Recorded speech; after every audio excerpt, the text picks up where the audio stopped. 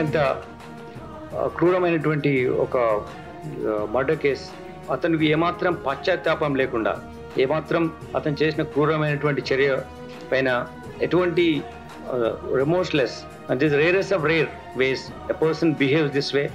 Scientific evidence ఏదైతే అవసరం ఉంటుందో అవన్నీ మేము కలెక్ట్ చేస్తాం. తీసుకెళ్ళి గోడకు ఆవిడ తలను స్మాష్ చేస్తాడు, గట్టిగా కొట్టాడు గోడకి.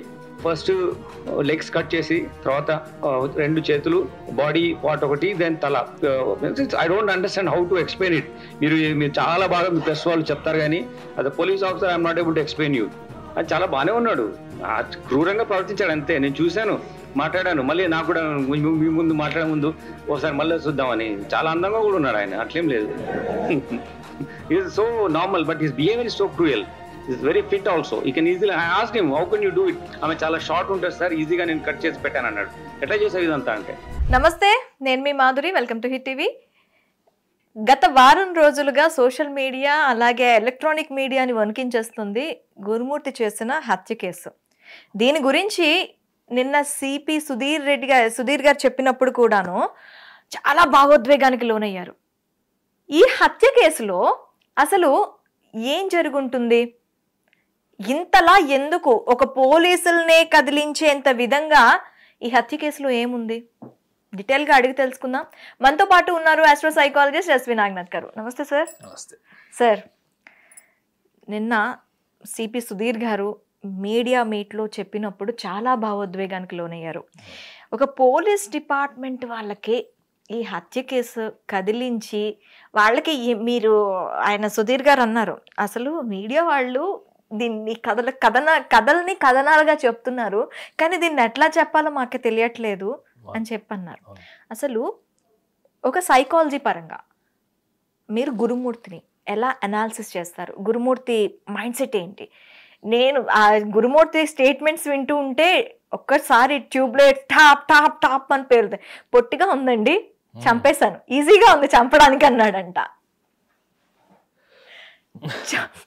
మనకి ఒక ఎదురు మనిషి ఎక్కడైనా పడిపోయారంటే అయ్యో అని చెప్పి పరిగెత్తాము. అలాంటిది ఒక చేత్తో మనం చికెన్ షాప్కో మటన్ షాప్కో వెళ్ళి తెచ్చుకోవడం వేరు, దాన్ని చంపి దాన్ని సెక్షన్స్గా కోసి చేసుకోవడం వేరు. ఈ కేసులో అన్నీ కనిపిస్తున్నాయి సార్. అసలు ఆ గురుమూర్తి మెంటల్ స్టేట్ ఆఫ్ మైండ్ ఎలా ఉందంటారు? మీరు ఎప్పుడన్నా సైకోపాత్ అని పదం విన్నారా? విన్నా సార్. సైకోపాత్కు ఉండేటువంటి ప్రధానమైనటువంటి లక్షణం, యాక్చువల్లీ సైకోపాత్ అన్నది అది డెవలప్మెంటల్ డిజార్డర్ అంటారు దాన్ని.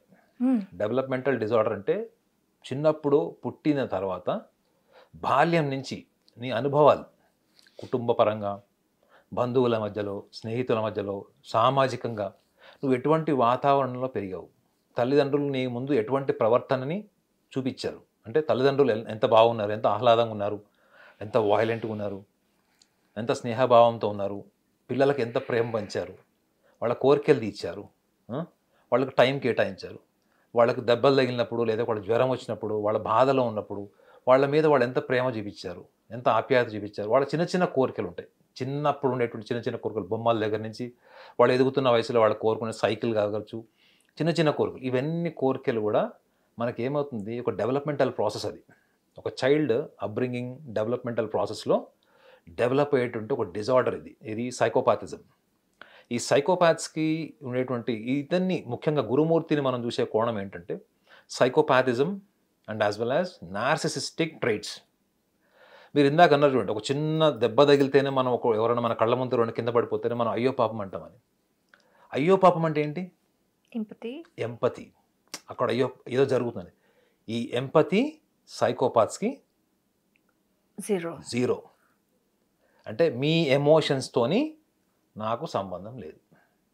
Okay, this is the first tendency of any psychopath.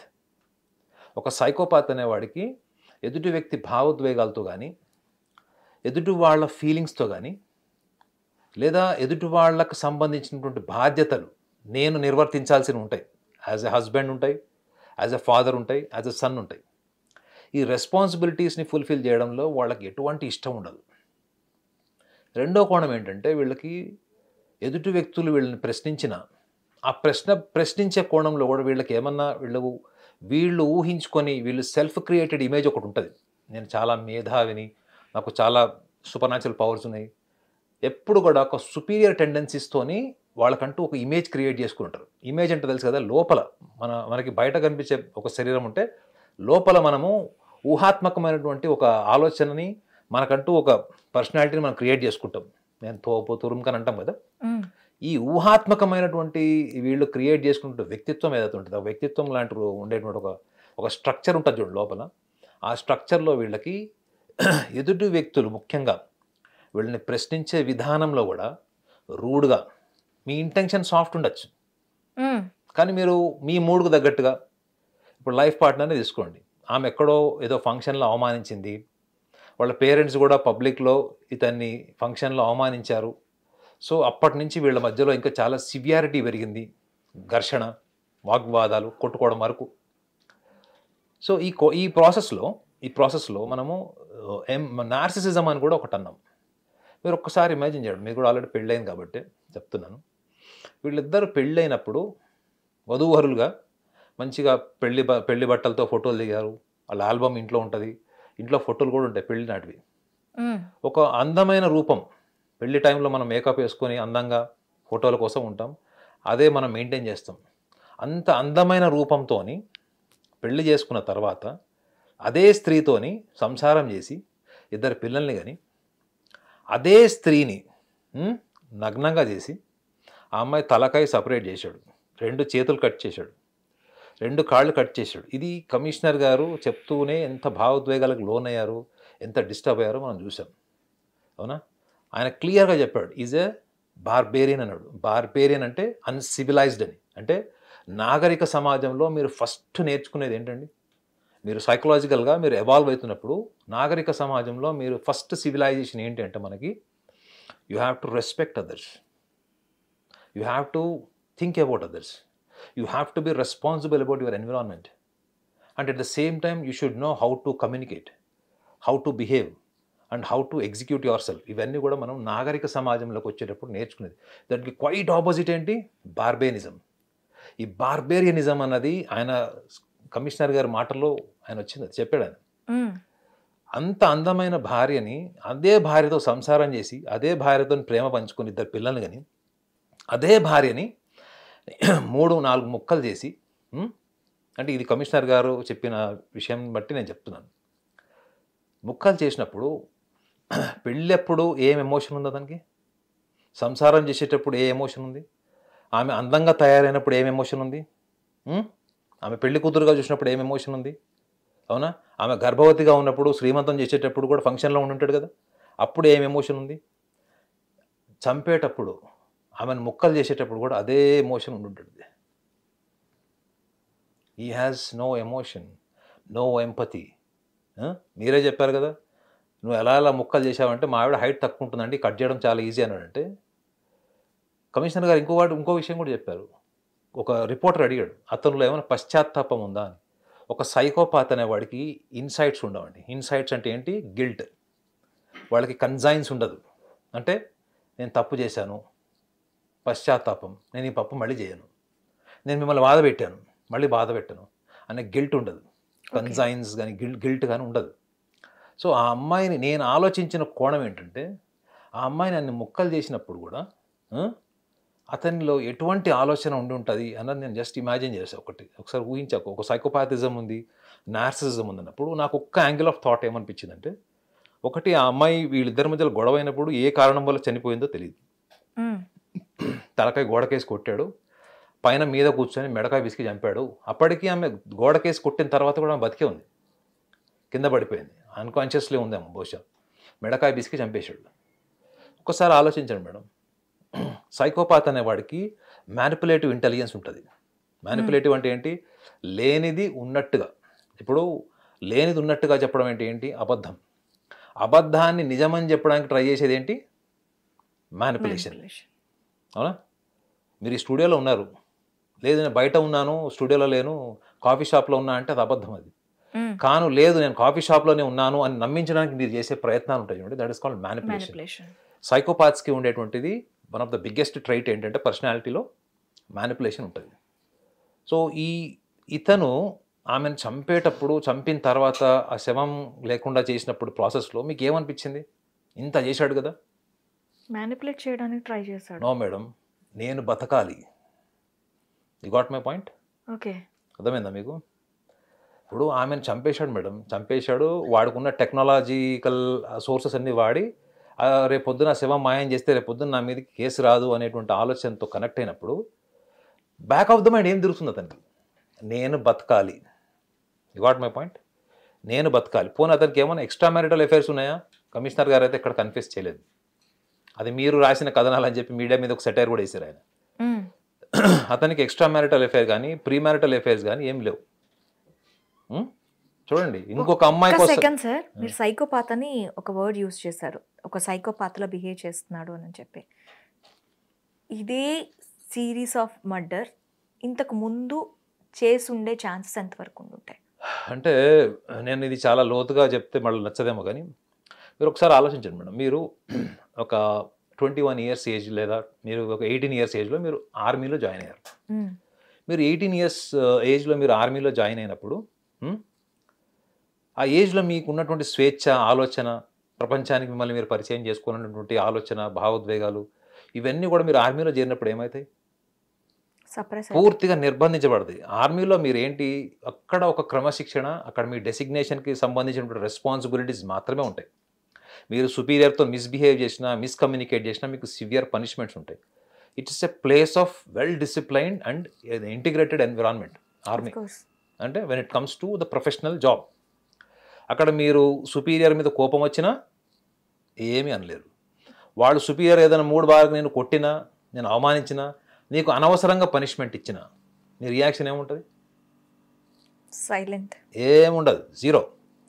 So చాలామంది ఏమంటారంటే ఈ డిసిప్లైన్డ్ ఎన్విరాన్మెంట్లోకి వెళ్ళిపోయిన తర్వాత చాలామంది వాళ్ళ భావోద్వేగాన్ని అణుచుకోవడం వల్ల కూడా ఒక భిన్నమైనటువంటి వ్యక్తిత్వం ఏర్పడుతుంది. సో కొంతమంది ఇట్లాంటి ఆర్మీలో కానీ ఇట్లాంటి డిసిప్లైన్డ్ ఎన్విరాన్మెంట్లో నుంచి ట్రైనింగ్ అయి బయటకు వచ్చిన తర్వాత కూడా వాళ్ళు సభ్య సమాజంలో కూడా అదే చూస్తుంటారు. మీరు అప్పట్లో చూడండి, రాజశేఖర్వి కొన్ని సినిమాలు వచ్చేవి. ఒక రాజశేఖర్ ఒక ఆర్మీ ఆఫీసర్, అతనికి ఒకటే ఉంటుంది దేశభక్తి. దేశం గురించి ఎవడన్నా అన్నాడు అనుకోండి, అతను సైకో అయిపోతాడు. అంటే సైకిజం చేస్తుంది అతను. దేశం గురించి ఎవడు మాట్లాడినా డూ ఆర్ డై లాగా ఉంటాడు. ఎందుకు? అది ఆ డిసిప్లిన్ అంతా కూడా మీకు ఒక డిపార్ట్మెంట్ నుంచి మీరు నేర్చుకున్నారు. ఇతనికి బేసికల్గా నేను చెప్పాను కదా, డెవలప్మెంటల్ డిజార్డర్ని psychopathism is a developmental disorder. ఇతను చిన్నగా ఉన్నప్పటి నుంచి ఇతను ఎట్లా ఉన్నాడు, ఇతను ఎట్లా పెంచారు, ఇతని తల్లిదండ్రులతో ఇతని బాల్యం ఎలా గడిచింది, సో అక్కడ కూడా ఇతను ఏమైనా సర్ప్రైజ్ అయ్యాడా, తండ్రి బాగా కొట్టి పెంచాడా, తల్లి బాగా కొట్టి పెంచిందా, ఇవి ఎక్కడ మీడియాలో రాలే.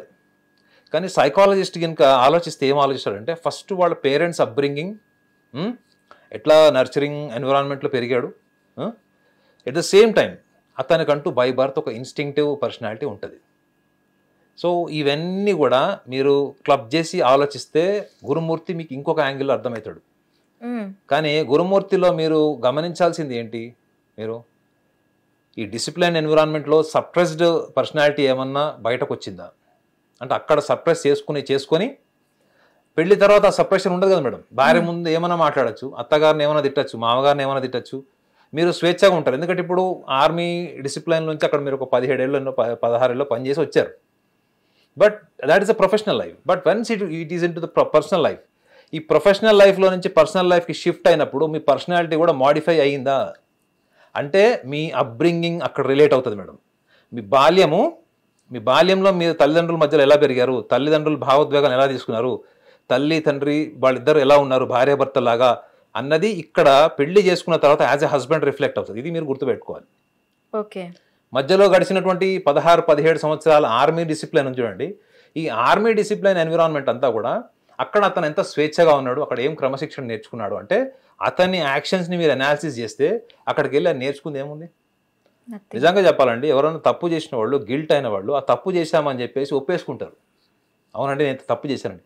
కానీ అతను చేసిన ప్రతి ప్రయత్నం, అంటే శవాన్ని దాచిపెట్టడానికి చేసిన ప్రతి ప్రయత్నంలో నార్సిసిజం కనిపిస్తుంది. నార్సిసిజం అంటే ఏంటి? Self love. I love my body, I love myself, and whatever the world tries to identify the mistakes I will deny. ప్రపంచం నాలో చూపించేటువంటి తప్పులు నేను డినై చేస్తాను. నా తప్పుకు ప్రతిదానికి కారణం బాధ్యత ఎవరిని చూపిస్తాను? పక్కన వాళ్ళని, సమాజాన్ని లేదా వ్యవస్థని. అంటే వాళ్ళలో భయంకరమైన డినయల్ మెకానిజం ఉంటుంది, ఎస్కేపిజం ఉంటుంది, ఇర్రెస్పాన్సిబిలిటీ ఉంటుంది, సెల్ఫ్ లవ్ ఉంటుంది. సో ఇతను చేసి శవాన్ని మాయం చేయడం కోసం చేసిన దాన్ని వెనుకుంటే భావోద్వేగం ఏంటి?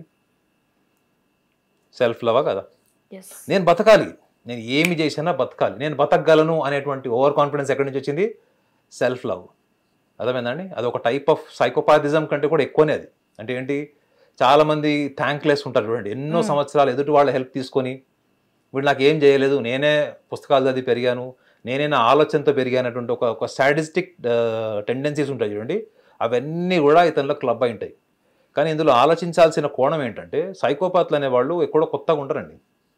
సైకోపాత్లు అనేవాళ్ళు మీ ఎన్విరాన్మెంట్లో ఎతికినా ఉంటారు.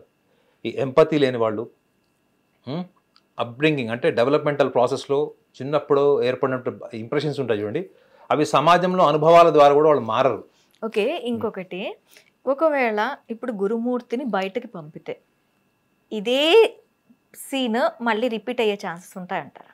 అంటే అట్లా కాదు, మనము అతను రిపీట్ చేస్తాడు అని మనం అనాలిసిస్ చేయలేము. ఎందుకంటే వాళ్ళకి పెళ్ళే 2 పిల్లలు ఉన్నారు. అవునా? పెళ్ళే 2 పిల్లలు ఉన్నారు. సో పెళ్ళే 2 పిల్లలు ఉన్నారు అంటే భార్యతోని అతను ఎలాంటి జీవితం షేర్ చేసుకున్నాడు, ఎటువంటి భావోద్వేగాలు షేర్ చేసుకున్నాడు. రెండో విషయం, భార్య ఎంతవరకు కోఆపరేటివ్ ఉంది, ఇతను సంపాదించే సంపాదన సరిపోవట్లేదా, ఆమె కోరికలు తీరట్లేదా. వాళ్ళ ఇల్లు కూడా చూశారు కదా, రెంట్ హౌస్, చాలా middle class, average middle class వాళ్ళ ఫ్యామిలీ ఎన్విరాన్మెంట్ లాగానే ఉంది, పెద్దగా ఆస్తులు కూడా లేవు. పోనీ ఆస్తుల కోసం మర్డర్ చేశాడంటే అది కూడా కాదు. ఇది కేవలం ఇండిపెండెంట్ ఈగోసెంట్రిక్ పర్సెప్షన్తోనే జరిగినటువంటి ఒక యాక్ట్ ఇది. అర్థమైందండి? ఓకే, ఆస్తి కోసం మర్డర్ చేస్తారు, ఎక్స్ట్రా మ్యారిటల్ కోసం మర్డర్ చేస్తారు. ఇంకొక రీజన్ చెప్పండి, ఎందుకు మా భార్యను ఎందుకు చంపుతాడు? క్షణికావేశంలో చంపిందా అంటే కూడా కమిషనర్ గారు దాన్ని తిరస్కరించారు. ఎందుకంటే అతను ప్రీ ప్లాన్డ్, అతను ఏం చేయాలని స్కెచ్ చేశాడు. మీరు ఇందాక అన్నారు చూడండి, ఇలాంటి వాళ్ళు ఏమైనా రిహార్సల్ చేసే ఛాన్స్ ఉందా అంటే, నాకు తెలిసి మనం రిహార్సల్ చేశాడు అన్నది చాలా, అతను చెప్పే కథనాలు, కుక్కని చంపాను, కుక్కతో ఇట్లా చేశాను, సో అవన్నీ ఏంటంటే నాకు తెలిసి దే ఆర్ ఆల్ స్టోరీస్. అర్థమైందా? అక్కడ గడిచినది ఎంత మేడం? 2 డేస్లోనే ఇన్ని స్టోరీస్ ఎట్లా వెళ్తాడు? ఒక 2 రోజుల్లో చెప్పండి, ఒక కుక్కని చంపి ఆ కుక్క బోన్ ఇట్లా చేసి దాని మజిల్ బర్న్ చేసి, ఇవన్నీ నాకు తెలిసి they are highly fictitious stories ఇవి. అంటే ఒక రకంగా చెప్పాలంటే వీళ్ళందరూ సినిమాలో కథలు రాసుకోవడానికి సూపర్ వనుకొస్తారు. వీళ్ళు సినిమాలో కథలు రాయడానికి ఎడిటింగ్ డిపార్ట్మెంట్లో వీళ్ళు బాగా వనుకొస్తారు. బాగా ఎడిటింగ్ డిపార్ట్మెంట్ వాళ్ళు, మీరు జాగ్రత్త, మీరు ఇట్లాంటి పనులు చేయకండి. ఓకే, ఇంకొకటి సార్, మనకి ఇక్కడ పెద్ద ట్విస్ట్ ఏంటంటే, డిఆర్డిఓలో ఆఫ్టర్ ఆర్మీ డిఆర్డిఓలో ప్రైవేట్ ఉద్యోగిగా ఈయన వర్క్ చేస్తున్నాడని నిన్న సుధీర్ గారు ఇచ్చిన, సిపి సుధీర్ గారు ఇచ్చిన ప్రెస్ మీట్లో ఇవన్నీ చూసిన తర్వాత వాళ్ళు షాక్ అయ్యి, గురుమూర్తి అలాంటి వాడు కాదు, చాలా సౌమ్యుడు, తర్వాత సున్నిత మనస్కుడు, ఇలాంటివన్నీ కూడా ఆరోపణలుగానే ఉన్నాయి కానీ గురుమూర్తి చేసి ఉండడు అని. ఇందాక మీరు అన్నారు అసలు ఎమోషన్స్ జీరో అని. ఇప్పుడు వీళ్ళ సహ ఉద్యోగులు కానీ చుట్టూ ఉండే ఎన్విరాన్మెంట్ వాళ్ళతో కానీ ఈయన బిహేవియర్ ఎలా ఉండొచ్చు? అంటే కంప్లీట్గా డిఫరెంట్ మేనర్లో ఉంటుందా? ఒక వైఫ్కి ఈయన ఏంటో తెలిసినంతగా సభ్య సమాజానికి, సోషల్ పర్ఫెక్షన్కి తెలిసి ఉండదంటారా? అంటే అట్లా కదండి. ఇప్పుడు మీరు మీ ఛానల్లో పనిచేసేటప్పుడు మీకు ఒక కంట్రోల్ ఉంటుంది మీ బిహేవియర్ మీద, అవునా? మీరు ఇంటికి వెళ్ళిన తర్వాత కంట్రోల్ ఉండదు. ఇప్పుడు ఒక స్కూల్ టీచర్ స్కూల్లో పిల్లల్ని అరుస్తుంది, అంతా చేస్తుంది, కానీ ఆమెకు ఎండ్ ఆఫ్ ద డే ఆమెకు తెలిసిందేంటి, అరే this is only my job, నేను పిల్లలకి చదువులు చెప్తేనే నాకు జీతం వస్తుంది. సో ఆమె లిమిటేషన్స్ ఆఫ్ ఎక్స్ప్రెషన్, ఎమోషన్స్ ఒక కంట్రోల్ ఉంటుంది. ఇంటికి వెళ్ళిన తర్వాత పిల్లలు సరిగ్గా చదవట్లేదు అనుకోండి, కొట్టినా కొడుతుంది, అరుస్తుంది, ఇంకేమైనా చేస్తుంది. ఇక్కడ మనం చూడాల్సింది ఏంటంటే, అతని బిహేవియర్ని అతని కలీగ్స్, అంటే డిపార్ట్మెంట్లో కలీగ్స్ సపోర్ట్ చేస్తున్నారు. అలాంటి వాడు కానే కాదు అసలు, అతను చాలా మంచోడు. ఇంకొకటి కొత్త విషయం వాడు కూడా చెప్పింది, అంటే పర్యావరణ, అంటే ఎన్విరాన్మెంటల్ కాన్షియస్ కూడా ఉంది ఇతనికి. ఇతను ప్లాస్టిక్ కవర్ కూడా వాడాడు, స్టీల్ డబ్బాలు లేకపోతే పేపర్ యూజ్ అండ్ త్రోవే వాడతాడు, ఇట్లాంటివన్నీ కూడా చెప్పారు. సో గుర్తుపెట్టుకోండి, సైకోపాత్స్కి కూడా ఎప్పుడు కూడా హై ఐక్యూ ఉంటుంది. అంటే 10 మందిలో 6 హై లెవెల్ ఐక్యూ ఉంటుంది అనేది కూడా ఒక journal report on psychopaths. So వాళ్ళందరూ ఇతన్ని గమనించలేని స్థాయి ఇంటెలిజెన్స్ అతను అబ్జర్వ్ చేసి ఉంటాడు అతను. ఇప్పుడు మనకి సినిమాలో హీరోలు చూపిస్తారు అండి, ఒక యూనియన్ ఉంటే ఆ యూనియన్ లీడర్ని హీరోనే చూపిస్తారు. అవునా? అవును. ఎందుకు చూపిస్తారు అంటే ఇప్పుడు ఆ లెవెల్ ఆఫ్ ఇంటెలిజెన్స్ని కూడా వాళ్ళు అడాప్ట్ చేసుకొని, ఒక ఆర్మీ డిపార్ట్మెంట్ నుంచి వచ్చాడు ఆయన. ఆర్మీ డిపార్ట్మెంట్ నుంచి వచ్చిన వాళ్ళు ఈ మిగతా స్టాఫ్ ఎవరైతే ఉన్నారో వాళ్ళు కూడా ఆ లెవెల్ డిసిప్లైన్ నుంచి, క్రమశిక్షణ నుంచి వచ్చారా? ఆర్మీ నుంచి వచ్చిన వాళ్ళకి బిహేవియర్ మీద చాలా కంట్రోల్ ఉంటుంది, కమ్యూనికేషన్ మీద, బిహేవియర్ మీద చాలా కంట్రోల్ ఉంటుంది. రెండోది, సమాజంలో జరిగేటువంటి ఇర్రెస్పాన్సిబిలిటీ, సోషల్ ఎన్విరాన్మెంటల్ ఇర్రెస్పాన్సిబిలిటీని వాళ్ళు తట్టుకోలేరు. కానీ ఇతని బిహేవియర్ అక్కడ ఎలా ఉందని చెప్తున్నారు వాళ్ళు, చాలా సాఫ్ట్ స్పోకన్, జెంటిల్మెన్ ఇట్లా చెప్తున్నారు. సో అతను కమిషనర్ గారు ఇంకొక విషయం కూడా చెప్పారు, is a very good looking అని చెప్పాడు. అంటే ఇతను అందంగా ఉన్నాడు, చూడ్డానికి హ్యాండ్సమ్ ఉన్నాడు అని కూడా చెప్పారు. మనిషి చూస్తే కూడా ఇద్దరు ముగ్గురిని హ్యాండిల్ చేసేంత ఫిజికల్ స్ట్రెంత్ కూడా ఉందని చెప్పారు. ఎందుకంటే ఆర్మీ నుంచి వచ్చాడు కదా, అక్కడ మీకు ఒక్కరోజు ఒక గంట కూడా, ఒక 15 నిమిషాలు కూడా మిమ్మల్ని ఖాళీ కూర్చోలేదు. ఓకే. సో ఇక్కడ మనం ఆలోచించాల్సింది ఏంటంటే, గురుమూర్తి అనే వ్యక్తి మీద అక్కడ వాళ్ళకున్న అభిప్రాయం ఏదైతే ఉందో, వాళ్ళలో డెఫినెట్లీ ఎంతోమందికి ఇతను ఫేవర్ చేయడము, వాళ్ళతోని ఇతను కలుపుగోలుగా మాట్లాడడం, ఎక్కువ మాట్లాడాడు. సైకోపాత్స్ గుర్తుపెట్టుకోండి, they are good listeners, they are good observants, they observe everything, they don't speak much. ఎందుకు చెప్పండి? ఎక్కువ మాట్లాడితే మీరేంటో అవతలకి తెలుస్తుంది. అవునా? మీరు ఎక్కువ మాట్లాడితే మీరేంటో అవతలకి తెలుస్తుంది. అవతల వాళ్ళు ఎప్పుడైనా సహాయానికి వచ్చినప్పుడు సహాయం చేస్తే మన చుట్టుపక్కల వాళ్ళు ఎలా ఉంటారు, నేను మీకు సహాయం చేసిన ఆ చుట్టుపక్కల వాళ్ళందరూ కూడా నా మీద ఒక ఒపీనియన్కి వస్తారు, అబ్బాయి ఇతను చాలా మంచోడు. ఇవాళ మై పాయింట్, ఉన్న 50 మందిలో మీరు ఇద్దరికి సహాయం చేయండి, ఆ మిగతా 48 మంది ఒపీనియన్ కూడా మీ మీద మారిపోతుంది. ఒకవేళ ఆల్రెడీ మీ మీద బ్యాడ్ ఇంప్రెషన్ ఉన్నా కానీ తగ్గిపోతుంది. సో ఇవాళ అతన్ని ఒక రకంగా వీళ్ళు గుర్తుపట్టలేదు అనేటువంటి కాంప్లెక్స్కి వాళ్ళు వెళ్ళిపోతారన్న భయంతోనో, ఇన్ఫీరియారిటీతో కూడా వాళ్ళతో చెప్పి ఉండొచ్చు, హేమరాబాయ్ ఇట్లాంటి దుర్మార్గుడిని మీరు చూడలేదా, వీడిని గమనించలేదా మీరు అని సభ్య సమాజం క్వశ్చన్ వేసే ముందే వాళ్ళ ఆత్మరక్షణలో కూడా లేదండి మాతో చాలా బాగుంటాడు, ఇట్లా ఉంటాడు, అలా ఉంటాడు అని చెప్తారు. కానీ సైకోపాత్స్ ఎప్పుడు కూడా వాళ్ళ హయ్యెస్ట్ మేనిఫెస్టెడ్ ఈగో ఏదైతే ఉంటుందో, అంటే వాళ్ళు ఎవరినైనా శాసించగలరు, ఎవరినైనా నియంత్రించగలరు, దేని నుంచైనా తప్పించుకోగలరు, వాళ్ళు వ్యవస్థ నన్ను ఏమి చేయలేదు అనేటువంటి ఇమాజినేషన్లో ఉండేవాళ్ళు. వాళ్ళు అనవసరమైన విషయాలకి వాళ్ళ ఈగో హర్ట్ కాదు. వాళ్ళ ఈగో ఎప్పుడు హర్ట్ అవుతుంది అంటే, ఎప్పుడైతే వాళ్ళని మీరు ఇన్సల్ట్ చేస్తారు చూడండి. నాకు తెలిసి భార్యాభర్తల మధ్యలో సహజ సిద్ధంగా ఉండేటువంటి మాటలు, అంటే భార్యాభర్తని ఇన్సల్ట్ చేయడము, చాలామంది మన దగ్గర ఏం చేస్తారు, భార్యలు వెళ్ళి భర్తలో ఉన్నటువంటి లూపోల్స్ అని వెళ్ళి అత్తగారు సరఫ వాళ్ళకి చెప్తారు, అంటే తల్లిదండ్రులకు చెప్తారు. ఇది ఎక్కడన్నా అటు తిరిగి ఇటు తిరిగి ఇతను వరకు వచ్చి ఉండొచ్చు, ఇతను ఆస్తి లేదనో, పెద్ద పెద్ద జాబ్స్ లేవనో, ఏదైనా ఉండొచ్చు. అది సహజంగా ఆడవాళ్ళు వాళ్ళ అలవాటు. చాలామంది ఆడవాళ్ళు తల్లిదండ్రులకి లేదా వాళ్ళ బంధువులు ఎవరైనా క్లోజ్ ఉన్న వాళ్ళకి చెప్తారు. సో ఇటువంటిది అతను కాన్స్టెంట్గా ఫేస్ చేసి కూడా ఉంటాడని నేను యాజ్ అ సైకాలజిస్ట్గా అనుకుంటున్నాను. ఎందుకంటే అతను కొన్ని విషయాల్ని చాలా తీవ్రంగా మనసులో పెట్టుకొని చాలా సందర్భాల్లో గొడవలు పెట్టుకున్నాడు ఆమెతోని. ఈ గొడవలు జరుగుతున్న ప్రాసెస్లో ఆయన ఎక్కడైనా ఇంతకు ముందర ఎప్పుడన్నా ఈవెన్ చంపాలి అన్న ఉద్దేశం లేకపోయిందని మీరు అనుకుంటున్నారా? ఎంతోమంది భర్తలు, ఎంతోమంది భార్యలు ఒక తీవ్రమైనటువంటి కోపము, ఆవేశంకి వచ్చినప్పుడు చంపేయాలి అనే స్థాయికి వెళ్ళి ఆ క్షణిక ఆవేశంలో ఉన్నట్టు ఆవేశం తగ్గిన తర్వాత మళ్ళీ భార్యాభర్తలు బాగుంటారు. కానీ వాళ్ళ ఇంటెన్స్ ఏదైతే ఉంటుంది చూడండి, యాంగర్, ఫ్రస్ట్రేషన్, ఆ లెవెల్ ఆఫ్ ఇన్సల్టింగ్ ఫీలింగ్ ఉంటుంది చూడండి, ఆ టైంలో వాళ్ళకి చంపేయాలి, చచ్చిపోతే బాగుండు అనుకునే వాళ్ళు ఎంతమంది ఉంటారు చెప్పండి ఈ సమాజంలో, ఎంతమంది చూడండి మీరు. కానీ ఈ సైకోపాత్స్ అనేవాళ్ళు దాన్ని సీరియస్గా తీసుకుంటారు. గుర్తుపెట్టుకోండి, వాళ్ళకి జరిగిన ఇన్సల్ట్స్, వర్బల్ ఇన్సల్ట్స్, మెయిన్ మాటల ద్వారా ఇన్సల్ట్ జరుగుతాయి చూడండి, వర్బల్ ఇన్సల్ట్స్. కానీ ముఖ్యంగా డిస్క్రిమినేషన్. ఇప్పుడు మీరు మీ భర్తని ఇంకొక వ్యక్తితో పోల్చి తిడితే మీ భర్త డీప్గా హర్ట్ అవుతాడు. అదే మీరు మీ భర్త సరిగా సంపాదన లేదనో, సరిగా కేర్ తీసుకోవట్లేదనో, హోటల్కి తీసుకెళ్ళట్లేదో అంటే ఆయన తీసుకుంటాడు అది పర్సనల్గా, ఓకే ఇట్స్ అ కామన్ అనుకుంటాడు. చూడండి ఆ పక్కింటి వాళ్ళని చూడండి, వీళ్ళని చూడండి, ఇంటికి వచ్చిన వాళ్ళకి ఇది ఏదో జరిగి ఉంటుందండి వాళ్ళ ఇంట్లో మధ్యలో. వీళ్ళు ఎన్ని సంవత్సరాలు కలిసి సంసారం చేశారో తెలియదు కానీ, బట్ ఈ జరిగిన మొత్తం ఆద్యంతం చూస్తే కూడా వీళ్ళిద్దరి మధ్యలో జరిగిన వార్లో ఆమె మేబీ ఎక్స్ట్రావర్ట్ అయి ఉంటుంది, మేబీ ఎక్స్ప్రెసివ్ ఉమెన్ అయి ఉంటుంది, maybe she maybe a good communicator అయి ఉంటుంది, maybe she demands more communication, attention from the husband. Maybe అతను ఇవ్వలేకపోయాడము. చాలా మంది చూడండి భర్తలు ఇంట్రోవర్ట్స్ ఉంటారు, భార్యలు ఎక్స్ట్రోవర్ట్స్ ఉంటారు. కొంతమంది భర్తలు ఎక్స్ట్రోవర్ట్స్ ఉంటారు, భార్యలు ఇంట్రోవర్ట్స్ ఉంటారు.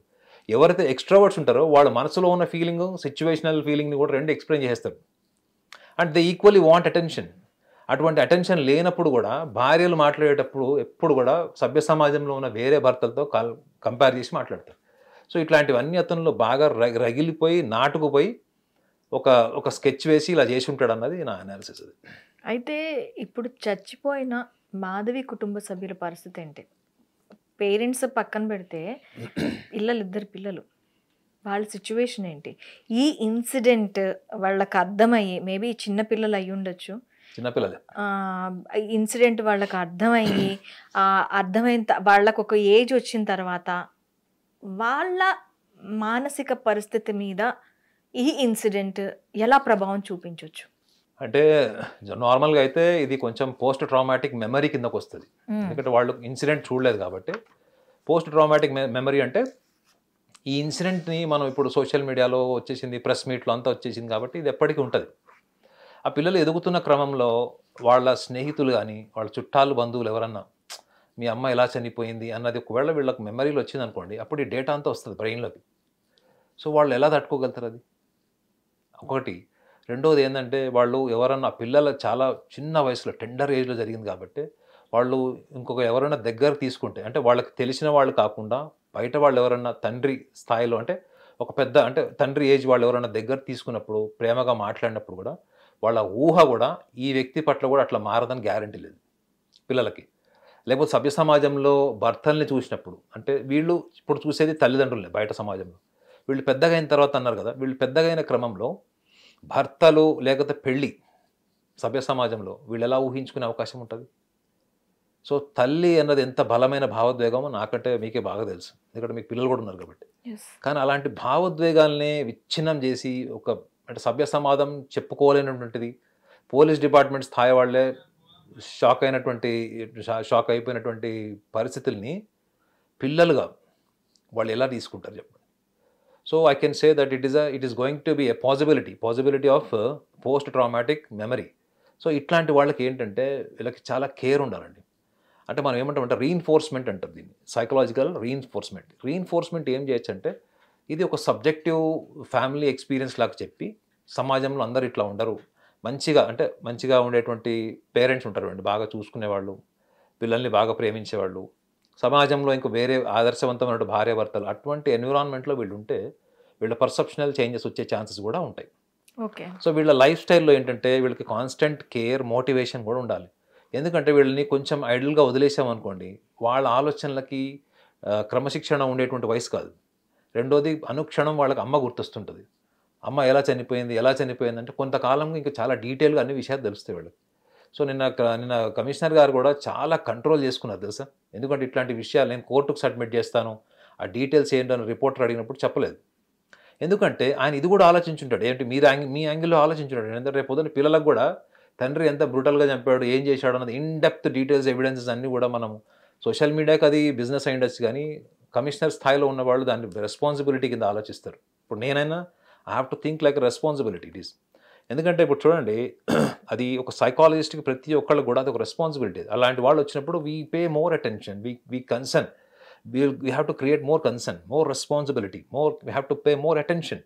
ఆ ఎంపథైజ్డ్ చేసేటువంటి మైండ్ సెట్తోనే మేము మాట్లాడుతాం వాళ్ళతో. సాధ్యమైనంత వరకు అలాంటి వాళ్ళకి ఇటువంటి ట్రామాటిక్ మెమరీస్ ఉంటే వాటిని పోగొట్టడానికి ప్రయత్నం చేస్తాం. That is our social responsibility. కానీ ఇక్కడ ఈ పిల్లల విషయంలో మాత్రం జాగ్రత్త తీసుకోవాల్సింది అటు చనిపోయిన మాధవి ఉంది కదా, వాళ్ళ తల్లిదండ్రులు.